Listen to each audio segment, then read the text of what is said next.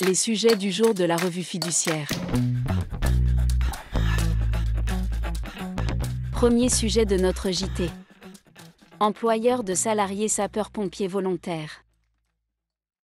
Une loi du 10 juillet 2023 a prévu que, entre le 1er janvier 2024 et jusqu'au 31 décembre 2026, les employeurs de salariés sapeurs-pompiers volontaires peuvent bénéficier, sous condition, d'une réduction de cotisation patronale plafonnée à 2 000 € par salarié et par an.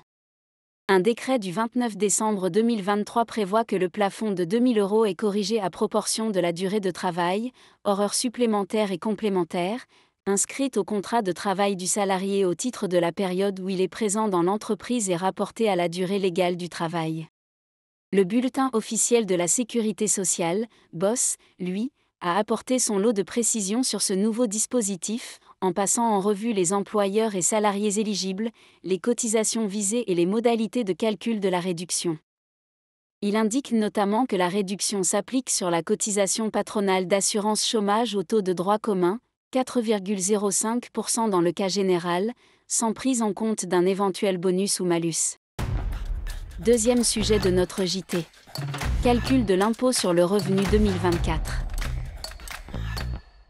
Sans attendre le dépôt de leur déclaration de revenus au printemps prochain, les contribuables peuvent d'ores et déjà calculer le montant de leur impôt sur les revenus perçus en 2023 pour savoir s'ils sont imposables ou non.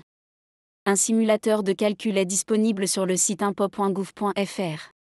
Cette année, pour la première fois, ils peuvent également prendre connaissance du montant de leur revenu fiscal de référence, une information importante qui conditionne l'obtention d'avantages fiscaux ou d'aides sociales. Troisième sujet de notre JT. Non-respect de la destination du local commercial loué.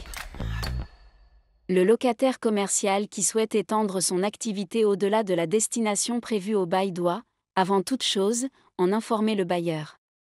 À défaut, il met son entreprise en péril. C'est le cas de cet hôtelier qui se voit reprocher par son bailleur d'avoir développé une activité de restauration accessible à une clientèle extérieure à l'hôtel. Le bail stipulant que les locaux sont exclusivement destinés à usage d'hôtels de tourisme et toutes activités accessoires, le bailleur demande en justice la résolution judiciaire du contrat. Le locataire se défend d'avoir violé la destination convenue du local. Il fait valoir que son activité de restauration est implicitement incluse dans la destination convenue en tant qu'activité accessoire.